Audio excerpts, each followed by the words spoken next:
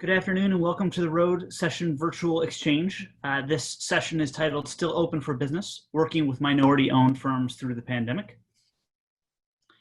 We appreciate you all jumping on with us today. And I am Nathan Oley, the CEO of the Rural Community Assistance Partnership. We are one of 4 partners putting on these road sessions. Alongside RCAP is the Community Strategies Group as a part of the Aspen Institute, Rural LISC, and the Housing Assistance Council. Today's session, please go to the next slide. Today's session is the first of 3 sessions that we're going to be doing as a part of the road sessions. And wanted to spend just a moment talking about why we're doing these sessions and why we're doing them collaboratively. So the Rural Opportunity and Development Sessions, or ROAD sessions, are really meant to highlight and unpack rural development ideas and strategies that are critical in response to COVID-19 and to the long-term rebuilding and recovery for rural communities. We wanted to feature stories of on-the-ground practitioners who have experience, wisdom, and savvy to share, and to reflect and emphasize the full diversity of rural America, lifting voices and experiences from a wide range of rural communities and economies. We also want to spotlight and highlight rural America's assets and challenges, and infuse practitioner stories and lessons into the rural narratives, policymaking, and practices that are happening across the country. And finally, we want to strengthen the networking of organizations serving rural communities and regions. This last point is really important. It's the reason that these 4 organizations have come together to put these together, to highlight all the great things that are happening, but also obviously the issues and disparities that we're seeing in rural communities. This is the first of 3 sessions that are planned. The next session, which you will be getting more information on in the coming week or so, is titled Lessons and Takeaways from the Rural Immigrant Experience with COVID-19.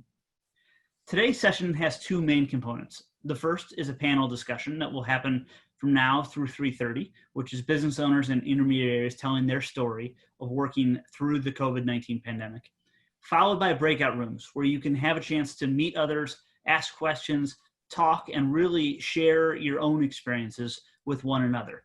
It's meant to be an open forum with a facilitated discussion, and we hope that everyone will join us for the breakout rooms for the last half hour of today's session.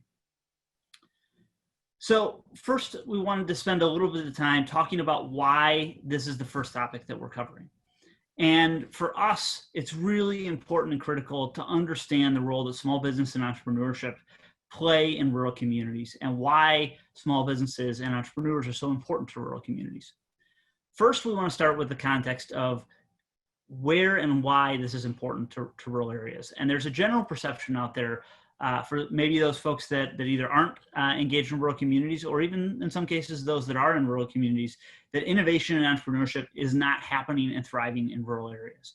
When in fact, we know the difference is that there is quite a bit of entrepreneurship and innovation happening. In fact, if you look at entrepreneurship starts per 100,000 or per 1,000 residents, the smaller the county that you're looking at, the larger number of self-employed and startup companies you're actually seeing. It may look and feel a little bit different. It may not be the tech companies that you think of in Silicon Valley or even in the East Coast, but there are a tremendous amount of small businesses and entrepreneurs that are starting, growing, and thriving in rural communities across the country. As we look at the next slide, you're also going to see that those rural businesses are also more resilient based on the smaller the community they live in. So we know, number one, we have a great number of startups and small businesses that are starting and thriving in rural communities, but we also know that they're more resilient. And in times like this, that resiliency is really a key factor as we think about how do we drive and grow prosperity in rural communities. So as we go to the next slide, we're actually going to talk about why this is incredibly important, specifically when we're talking about COVID-19 and the impact in rural areas in COVID-19. We know that the pandemic-induced economic slowdown in the U.S. has caused thousands and tens of thousands, hundreds of thousands of businesses to shut down. But what we also know is minority and women-owned businesses have been affected disproportionately in that closure. From February of this year through April, the number of business owners fell by 3.3 million. That's a 22% drop and the largest recorded drop in American history. Just to put that in context, under the Great Recession, there was a 5% drop in those numbers. If we dig deeper into those numbers, you see that 41% of that decrease came from African American or Black-owned businesses. 32% came from Latinx-owned businesses, 26% from Asian-owned businesses, and 25% from women-owned businesses. And so we know there's a huge and disproportionate number of these businesses that have had to close as a result of COVID-19. And as we look at the final slide in this context, we want to take a quick look on the SBA's implementation of the Paycheck Protection Program. We know this is the fundamental and biggest way the federal government has invested in trying to help support small businesses and keep the doors open. Within the PPP program, as we look at the data, minority and rural businesses, which were supposed to be maybe the single most important beneficiaries of the CARES Act, were often left out of this implementation. And as a result, rural and minority-owned businesses, especially those falling under both those categories, rural and minority-owned, may have missed out on accessing PPP loans and thus have been hit especially hard in this crisis. We're going to highlight and talk about some of those examples of both where there were struggles, but also obviously where there were successes in rural and minority-owned businesses throughout the time that we talk about today. But we want to make sure that we highlight and think about the important aspects and the impacts of COVID-19, specifically on rural and minority-owned businesses throughout this conversation. Next slide, please. So before we get started, just a couple quick pieces of housekeeping for you. Everyone on this call, your mics are muted. If you have any technical issues, please use the chat box to highlight those or record those, and we have people standing by to help address that. At 3:30, at the end of these presentations, we're going to enter the breakout discussion time. You would have received a link provided in your registration confirmation or in an email that was sent to you today. Within that, there's a link for you to actually click into that breakout room at 3:30. If you have not received it, please send a note to the following email address, csg.program@aspeninstitute.org, and they will make sure that you have a link for the breakout session at 3:30. Recordings of the first hour's worth of conversation will be available on the Aspen CSG event webpage within the next 48 hours, and we will also be sending that link to you through the registration link that we were provided. Next slide, please. So today's conversation is going to be moderated by a fantastic partner of ours, Del Gines. Del is a senior community development advisor with the Federal Reserve Bank of Kansas City. Del has been at the forefront of data and analysis and conversations around rural and minority-owned businesses for decades. And we're thrilled to have Del both with us to help give his own context, but also to facilitate the conversations today. Del, I'll pass it to you. Thank you, Nathan. I'm really excited to be here today. This is a very interesting and long overdue panel, to be honest. I've been working on ecosystem building in rural and urban communities for a decade now. My 10th year at the Fed will be in January, and we've done a lot of conversations on rural and a lot of conversations on, urban and diverse entrepreneurship and the ecosystems that support them. But, and this is honestly, it's my fault. We haven't really done a lot on the intersection between the two, because we know that diversity is expanding in rural communities, and they have a lot of entrepreneurs in those communities as well. And so this is a very good time to have this conversation, both in the context of the COVID-19 pandemic and also where we need to go as an economy in the United States to really empower and value our rural communities. So with that being said, I want to move right into the panelists, because we have to be very nimble today. And I am going to ask that if you are tweeting, that you utilize the tweet hashtag Rhodes Session. That's Road Session, and make sure that you share out with your followers and your friends the great panel. So today our first panelists are Atsadon Chavez from Nava Education Project and Vanessa Roanhorst from Native Women Lead and Roanhorst Consulting. And we're going to talk a little bit about Native-owned businesses in Indian country. And so I'd like to welcome both of you to the panel. How are you doing today? Doing well, thank you. Doing good. That's excited. Great. Yeah, it's awesome. So I was fortunate enough to be on the pre-call with both of you yesterday, and we got into some really deep stuff. But before we get there, let's first just give us a little elevator pitch about both of your respective businesses and the organizations you represent. Ats, if you want to, tee us off, let's start with you. Sure. Yet a she Atsa Chavez Shinisha, Pitutni Nishle, Kisani Bashachin, Nakai de Dashache, Kisani Dasha Nele, Goatehopa, everyone. My name is Atadi Chavez. I'm Folded Arms Clan from the Did Nation, born from Kiwa Pueblo. I'm the Executive Director of the Native Education Project and NM Native Vote, both Native-led nonprofit organizations based in Tewa Country, which is Albuquerque, New Mexico. Thank you for allowing me to speak to you today. I hope each and every one of you and your families are doing safe and well during these unsettling times. Yes, Vanessa Roanhorse. I am Dana as well from the Navajo Nation. Grew up on the nation, live here in Albuquerque. I'm the CEO of Roanhorse Consulting, which is a small firm based in Albuquerque. It's an Indigenous women-led group, and we focused on community-led economic development and different ways and forms of access to capital. And then I also get the privilege to also be one of 8 co-founders of Native Women Lead, which is a nonprofit organization nationally focused on lifting Indigenous women into positions of CEO and leadership. So part of the way we structured this panel, which I think was pretty innovative, was we asked the intermediaries to actually bring a business owner or invite a business owner that worked with them. So how have you two worked together in the past? Can I go Atsa to start? Okay.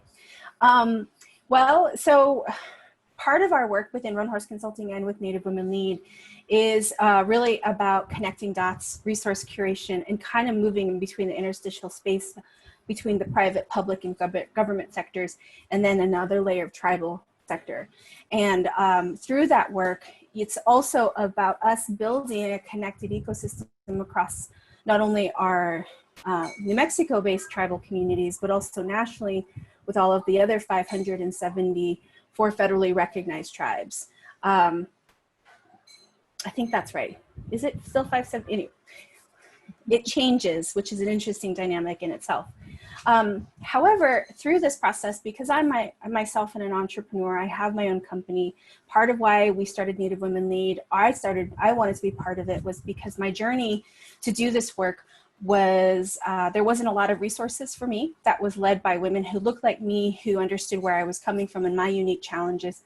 But also, more importantly, there also wasn't actual capital resources going to communities like us. And so through Roanhorse Consulting and Native Women Lead, we've built a community and network. And Atsa, through Nava EP, as well as her own personal company, because I think as people of color, we all have our side hustles, because we know we got to wear multiple hats. It's the only way for us to have a diversified safety net.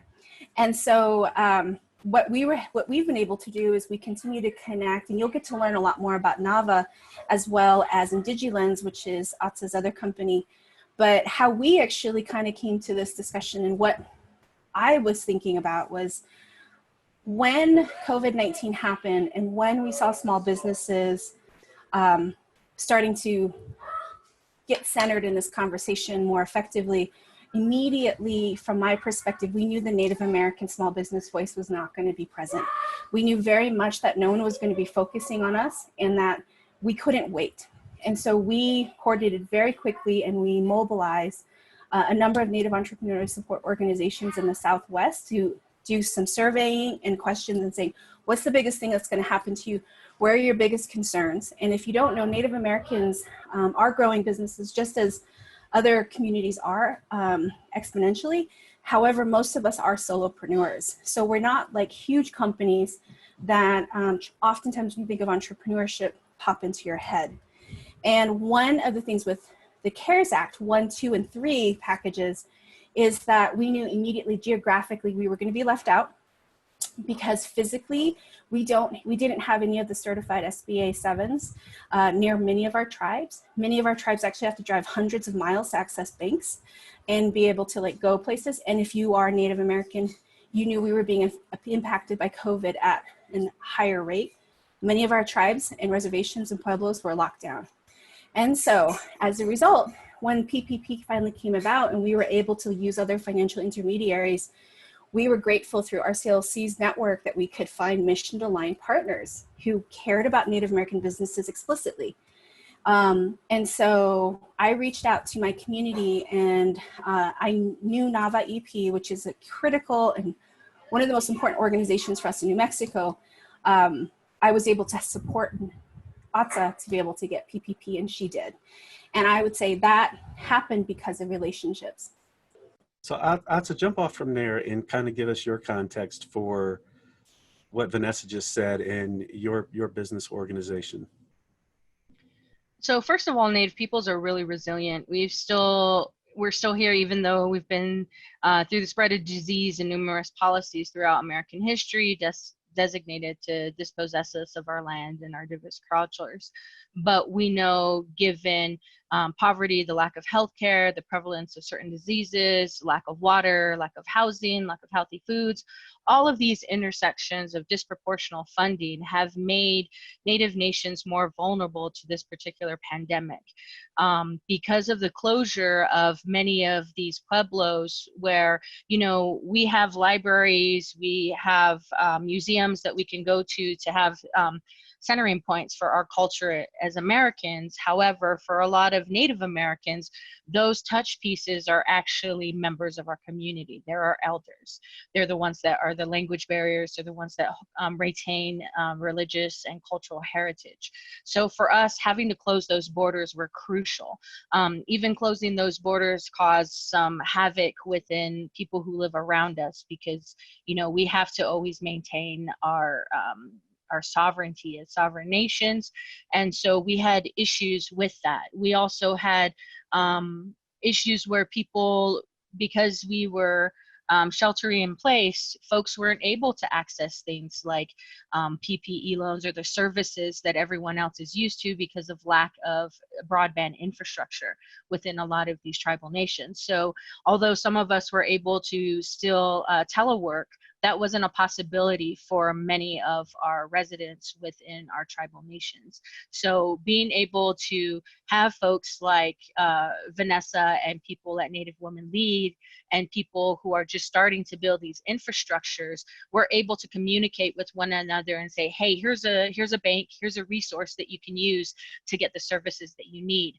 But without that, absent of that, we're not able to have access to those things. And so for our organization, NAVA Education Project, our mission is to unite community stakeholders to actively improve the quality of life for Native American communities and protect the continuation of our cultures. So we promote awareness and action on issues facing these communities throughout or through community organizing and educational strategies. Right now, we're leading the NM Native Census Coalition, so we're actively involved in what's going on with census. And then through NM Native Vote, we have our partisan and nonpartisan votership that we're trying to get out there.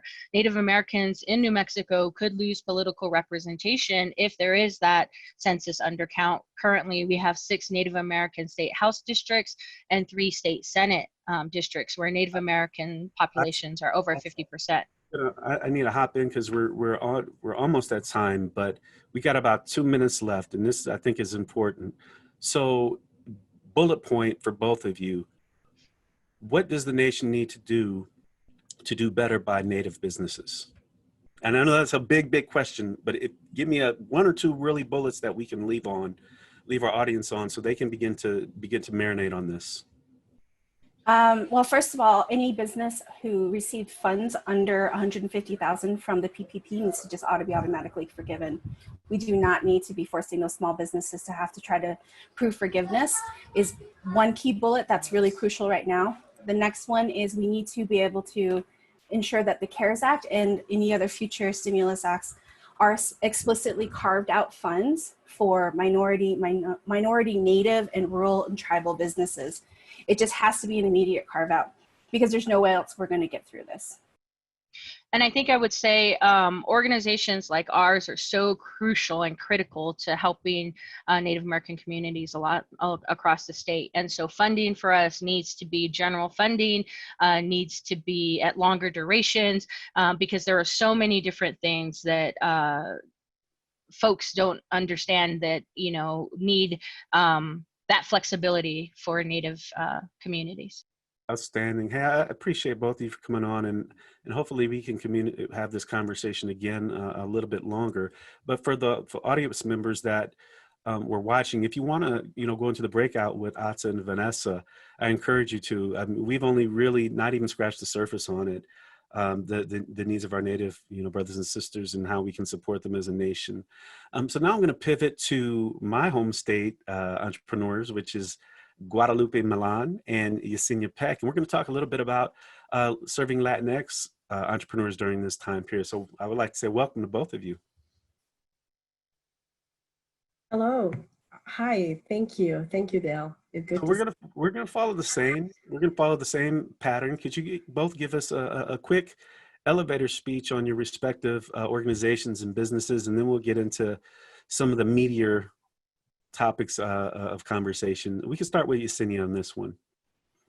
Yes, my name is Yesenia Peck. I work for Nebraska Public Power District, but I'm also a volunteer vice president for the Nebraska Hispanic Chamber of Commerce, the Nebraska Latino Business Coalition, and the Nebraska Latino American Commission. Thank you, Del. Good afternoon, everyone. My name is Guadalupe Millan, and I am the owner of All United Building Maintenance. We're a commercial and residential cleaning company based in Bellevue, Nebraska. So thank you for this opportunity to tell my story. So, let's get right into it, and we'll stick with you, Guadalupe. Tell us a little bit about how you've worked with Yesenia and the various organizations that she represented, and then we'll pivot to Yesenia, and she could tell us a little more about what they're working on and what they're seeing in the Latinx communities in Nebraska. Mm-hmm. Yep. So first of all, I want to say that Yesenia is such a great network connector, encouraging and supporting business. She supports all the business owners in Nebraska, and just provides us with different opportunities throughout Nebraska.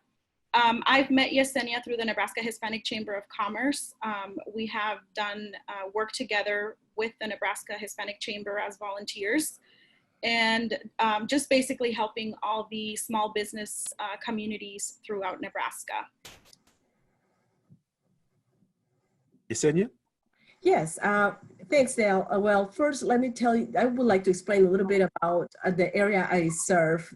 So when we think of areas in the United States, we think of border states, like when we think of Latinos, we think of border states like California and Texas, but the Latino population is booming in rural Midwestern states like Nebraska. So right now, in the past, Omaha has been known as the meat capital of the world, but however, after the 80s, this disintegrated as processors moved to tiny towns all over the Midwest. So this created a diaspora of Latino immigrants in Nebraska. So once you leave Omaha, all the state is rural. So with that being said, there are several economic drivers in Nebraska that include the meat processing, agricultural support, and the various individual small businesses. So the Latino community, as part of this economy in Nebraska, has been impacted from COVID-19. Meat processing has been especially hard hit, which affects rural communities I serve. And there are workers' rights and legal matters involved and taken care of by the right professional stakeholders. So the Nebraska Hispanic Chamber of Commerce, in partnership and support of statewide organizations, has accomplished its mission by supporting businesses and strategizing to make sure that business happen in Nebraska. So actions were taken accordingly. So we understood that a communication was a priority in this case of emergency. And consequently, as a first step, we co-created the Nebraska Latino Business Coalition, which is a group of Latino leaders across the state that took as mission to support the Latino small businesses that were facing challenges during COVID-19. So through this coalition and the support of the extension of the University of Nebraska-Lincoln and Nebraska Public Power, we surveyed 818 Latino business in the state. We identify businesses in rural areas that need help. Our research showed that 515 of those businesses didn't qualify for SBA loans. 494 didn't have credit or didn't have access to credit. So 268 were individuals using IT numbers or individual taxpayer identification number for filing annual income taxes. So which means that some may not be legal residents and they still pay taxes and create employment. So with these IT numbers, they do business. regardless of the legal status. It's a federal number to pay taxes. Now, why this is so important to consider? Why was that important for the Nebraska Hispanic Chamber to consider, especially for businesses in rural areas? Is because these Latino businesses in rural areas do not have easy access to loans, grants, or any other kind of support. So they have to travel all the way to Omaha or another town with more resources, and many times they need to bring an interpreter to get service. So under COVID, these challenges were exacerbated and created more stress to our business owners because they couldn't look for help. And many didn't know how to apply for federal assistance, and many didn't qualify even if they knew how. So a big portion of the Latino business community in Nebraska were ineligible for government assistance and loans during pandemic. And definitely language barrier was always a huge issue. So in rural communities, basic needs like food, medicine, etc., is extremely limited. And the Nebraska Hispanic Chamber of Commerce was requested to help on these basic needs by individuals and business owners. And this is not generally our mission at the NHC, but COVID has changed for everyone. And we couldn't ignore these needs. And we partner with rural organizations like Latino organizations, Chamber of Commerce, and provided help, the help needed. Now, I know we've had 2 outreach calls with you. I've talked about, and hopefully if we have enough time, we can get back and dig into some of that deeper conversation. So Guadalupe, I'm interested in what you are seeing, you and your business owner peers, as it relates to the COVID-19 impact on your firms and firms in your peer group. Yeah, thank you, Del. Yeah, definitely. As far as myself and my company, we did suffer loss of business just because we had restaurants and we had schools, and as you know, those were really affected as well. So it's that trickle effect that happens in the in this times. Now, the lack of funding, as Yesenia stated, it was very real with me.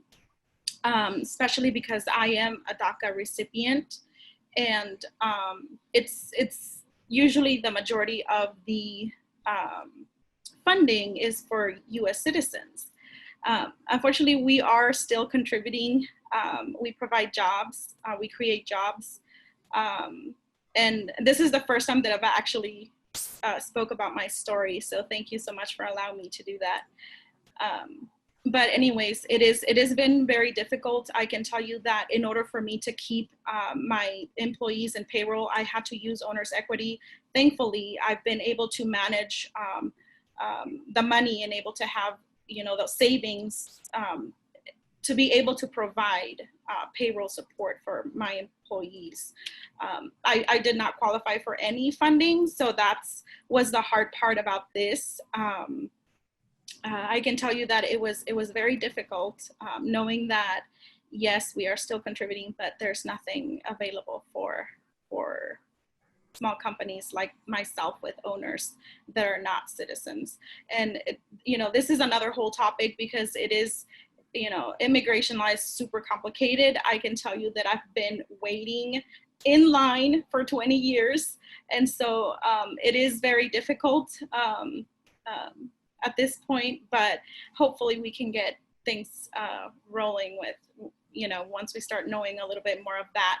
But yes, I mean, it was challenging being able to keep those employees safe as well, trying to make sure that our employees had the personal protective wear. It was very challenging, or still challenging, trying to get all that protective wear, such as gloves for them, and being able to provide those masks. I mean, that all of that costs money that has to come from, owner's equity at this point, in my case. And I can tell you that other colleagues, such as myself, who are business owners in cleaning companies, are in the same boat. They have no other support for funding. So it is very crucial that, whoever is out there understands, the hard part about this situation. Guadalupe, let me actually ask you the same question as the last group, and we'll lead off with you.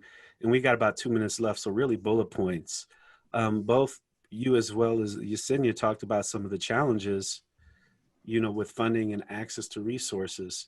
So, and for the rest of my panelists too, not just what needs to be done to support through COVID, but even after that, what do both of you feel in bullet points again, the United States can do to better support our Latinx entrepreneurs in rural communities? I can tell you that it is important for the United States to understand that even as immigrants and as non-US citizens, we are contributing to this nation. We are creating jobs, and we are still suffering the situation. So we definitely need help understanding. So I guess be more open to understanding how we are contributing to this country, and being susceptible to create laws that will help us and support us. All right, Yesenia, take us home. Bullet Yes, points. I really would agree with Guadalupe, and this is the most important one, just making sure that the laws and the benefits are for everyone. Just getting to know the communities that the United States have, and the barriers and the challenges, and especially, well, immigrants, it's not easy to be one. So it's important for our country to get to know what are these challenges for our community too. Well, I appreciate you both, especially being from Nebraska and, working to make our economy great. And I appreciate you again for being on the panel, and we'll be able to catch up again. If you want to have a deeper conversation with them, make sure that you hop into their group when we're done. So thanks to both of you ladies. So next up, we have Tony Walker, Cynthia Terry, and Cassandra Williams, and we're going to talk about African-American businesses in rural communities. So how are you all doing today? Doing great, thank you. So let's get right into it. And well, let me announce your organizations and be fair. So we do have, actually, I just lost my screen. There we go. We have Tony Walker from Precious Heart Student Center, Cassandra Williams from Hope Enterprise Corporation, and Cynthia Terry from Communities Unlimited. And again, their bios are actually out there where I can't do it justice in that. So let's go and start. And since we have a little bit longer panel, I'll let whoever wants to hop in. And since Cynthia is actually on my screen, we'll start with you. Tell us a little bit about your organization and how you have worked or interacted with the other panelists that we have today. Sure, thanks, Dale.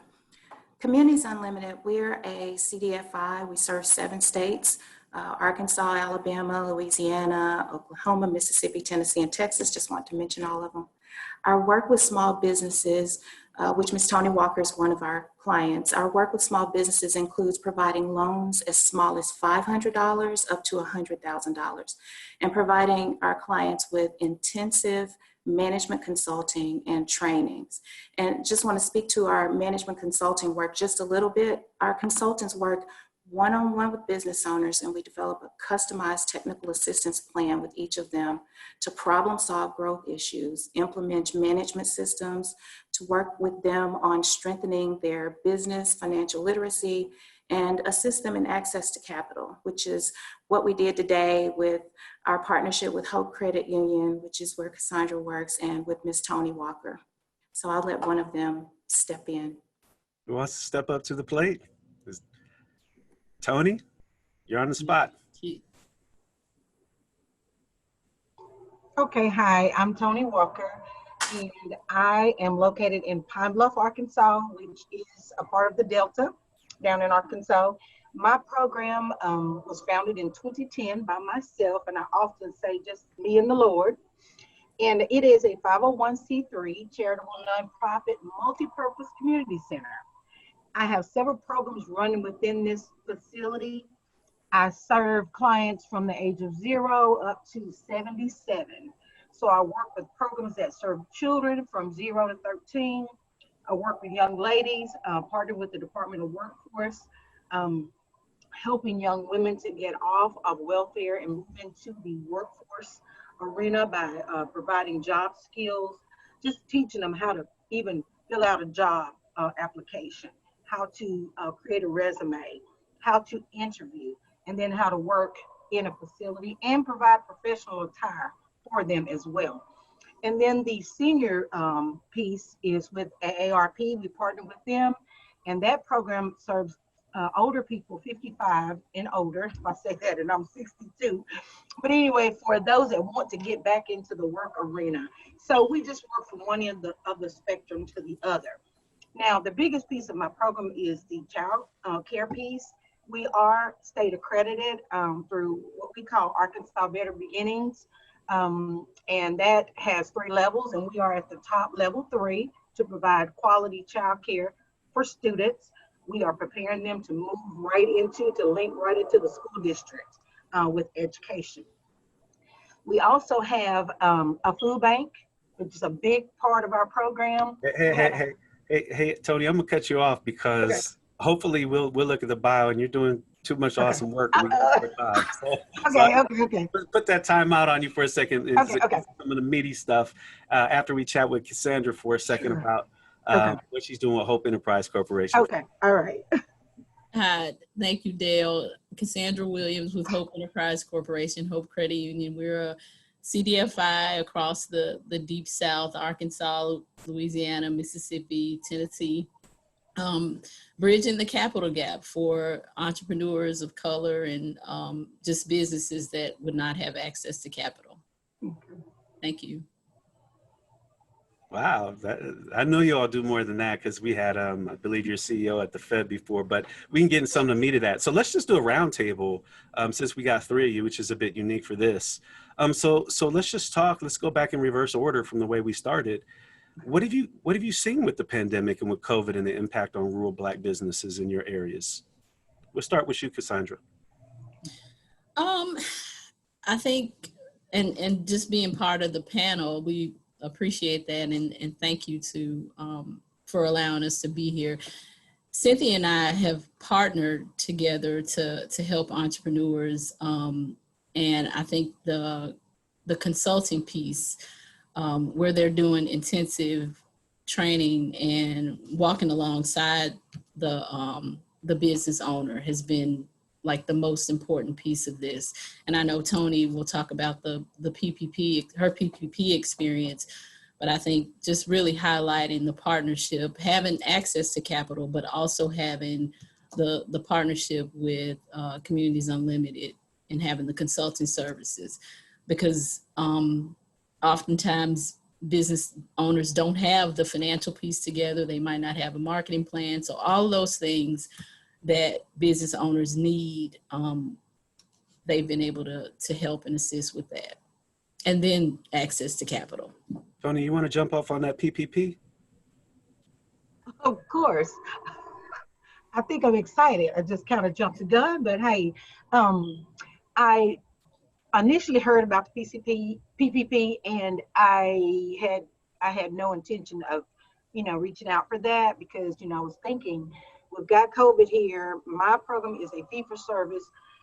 We closed on March the 11th, so we were not providing childcare, so we really didn't have funding coming in. So how am I going to pay that back? That was my mindset. And then as I learned more about it, then I decided, well, maybe I'll give it a try. And then I heard all the funding was gone. But then I got an email from one of my colleagues at ASU Jonesboro, which is our hub for early childhood.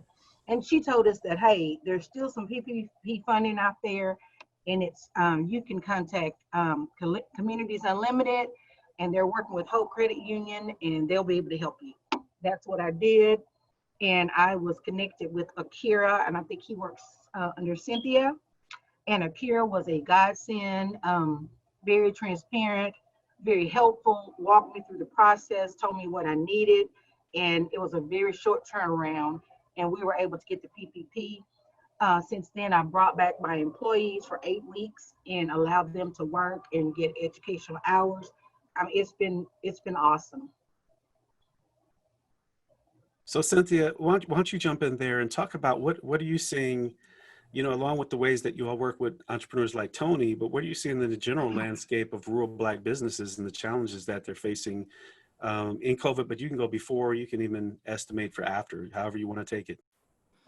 Sure. So we started calling all of our borrowers, as well as, because we're a CDFI and provide small business loans, and our non-lending clients to check on them in March, mid-March, and by the end of March, 95% of them had closed.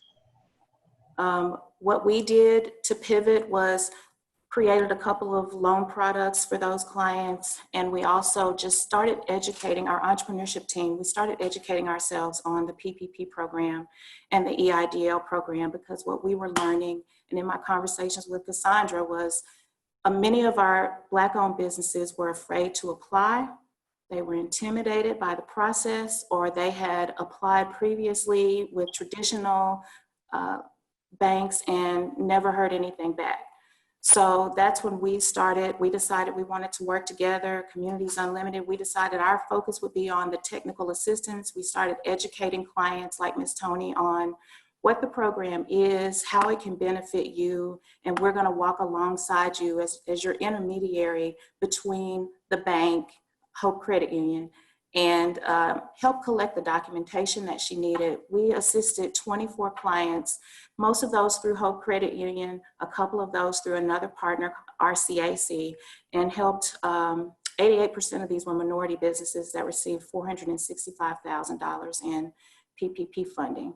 And our team is in the process now where we're gonna work with Hope Credit Union to help those clients apply for forgiveness. I believe Akira has already started working with Ms. Tony on helping her walk through those intimidating documents that are going to be required in order for her to get the forgiveness.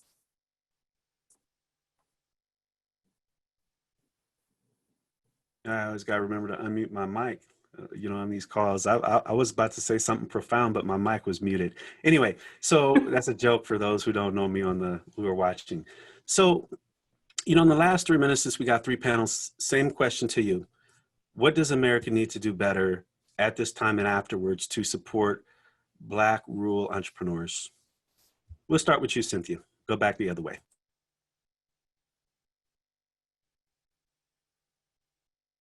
Lost my mute button, sorry. So a couple of things that I heard a couple of the other panelists mention, which is, and I made note of them, is reducing the forgiveness or increasing the amount that can be forgiven on the PPP loan. A couple of other things is a lot of our funding to provide the technical assistance is federal funding. And many times that federal funding, and in most cases actually has a match with it.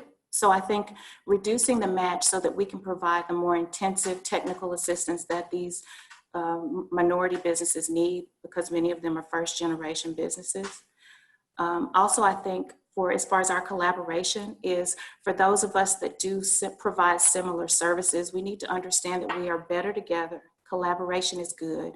When collaborating, identify what you do best, partner with other organizations on what they do best, and then our small businesses will receive the best of us all.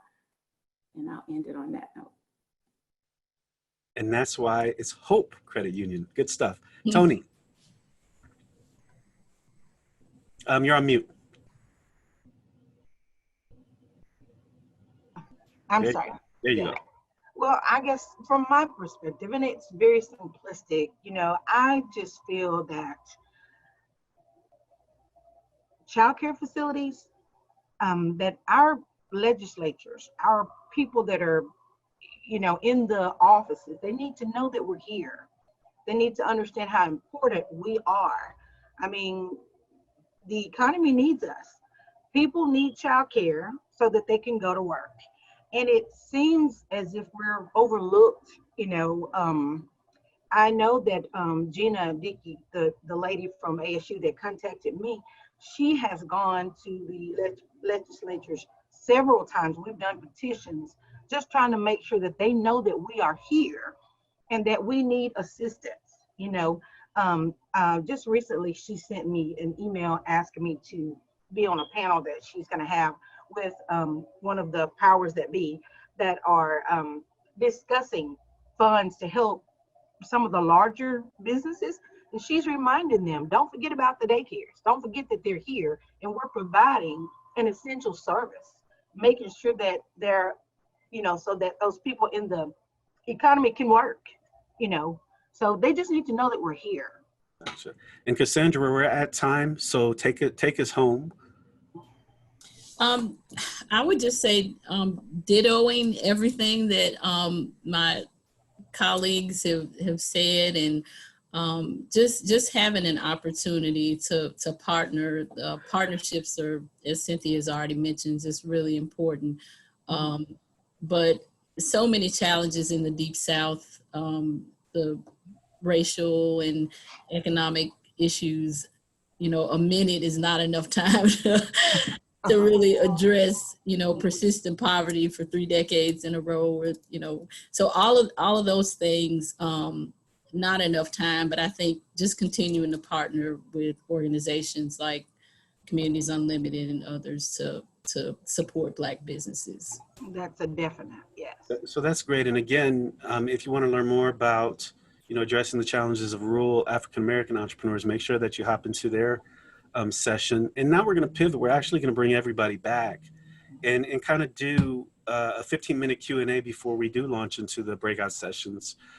So I believe our AV specialist is going to bring the rest of the group back for this chat. And this is my only caveat for the folks that, my panelists, be as succinct as possible, because we do have, quite a few people, and hopefully we can get through as many questions as possible over the next few minutes. And so here's the first question, and feel free to just hop in, and I'll try to moderate and steer as best as possible with everyone. The first question, and let's be very explicit about this, is, are there challenges that are unique to getting ahead in a rural place? Conversely, what have been some of the benefits for rural entrepreneurs or small businesses trying their hand at building a business? And I would love to hear this from everyone's perspective, within their respective race or ethnic group. So who wants to jump in and lead off on that question? The challenges and benefits of a rural place as a diverse entrepreneur.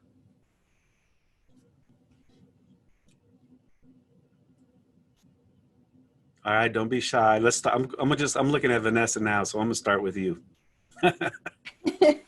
Well, so what are the challenges for rural businesses, challenges and opportunities? I mean, for our community members, Native people, they move seamlessly between tribal, rural, and urban. And I just want to make a note that rural does not equal tribal. However, rural cannot exclude tribal. So that's a really important piece. And that's a challenge in itself, because oftentimes we get lumped in. Can you expand just a little bit on that? So add a little clarity, because that's a very interesting comment. Because when we talk about tribal businesses or businesses based on reservations and pueblos, it's because we are sovereign nations and we have a nation-to-nation relationship with the federal government. It isn't to the state, it's directly to our federal government.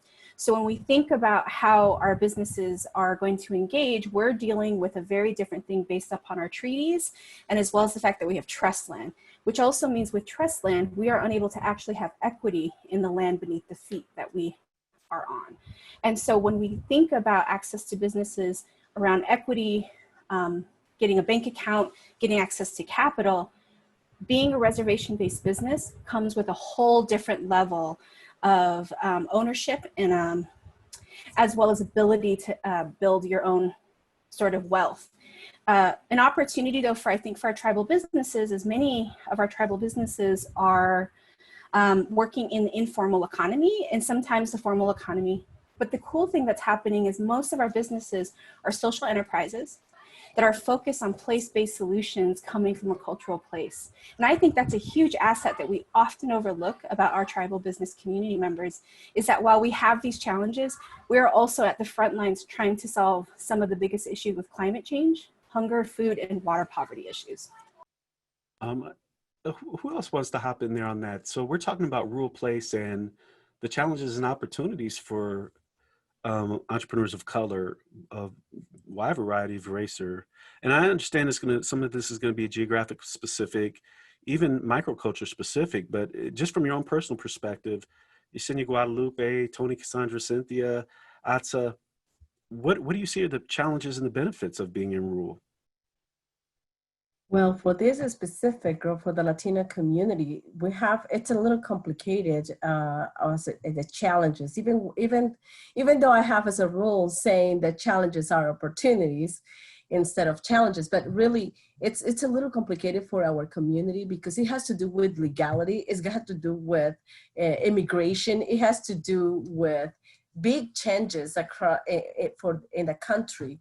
Now, in rural areas, especially in Nebraska, again, it's like the basics for us are a language barrier. It's one of us. It's a challenge for us, and the opportunities there. I think opportunities for the different organizations to innovate.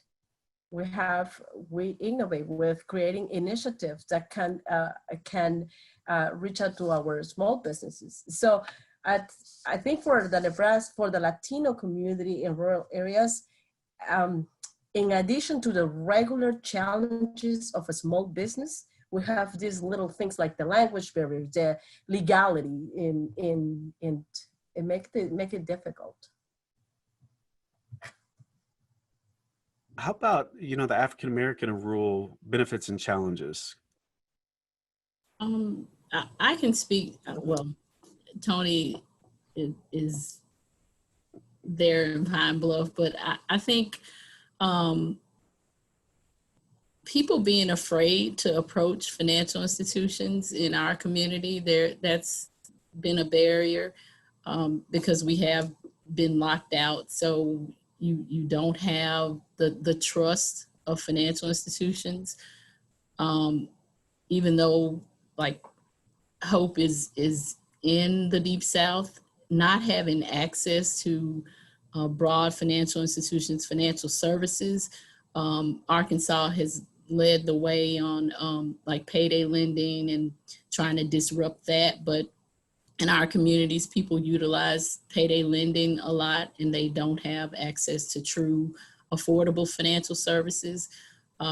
So I see that as a challenge. Of course, we address that at Hope, but I think just the broader community and just awareness of being educated, all of the things that we hear, healthcare issues, healthy food access, all of those things are challenges in our community. And I think just everybody that's spoken, they addressed that in one way or the other, but particularly in the African-American rural community.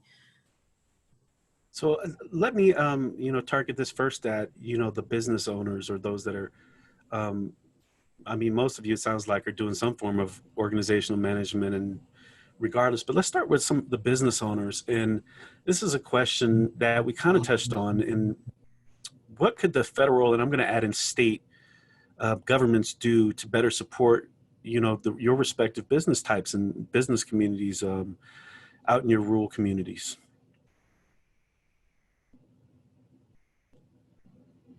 How about Guadalupe? Thank you, Del. Yes, so again, one of the things that I think that the government needs to understand is how,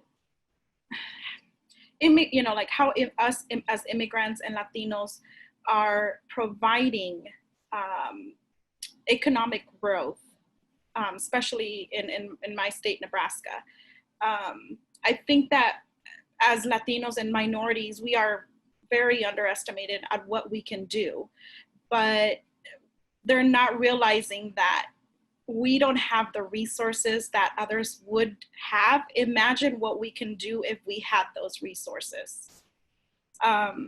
So definitely to the government, you need to start looking at what we're capable of doing and not what is being said. And take a look at the surveys, take a look at the reality of what's happening. We are creating jobs for ourselves, and we are also creating jobs for other people. So that's what's your take on that? Federal, state, what can they, do better policies to kind of support the businesses within your geography and your community? Sure. I think one of the main big steps was, we got the CARES Act funding.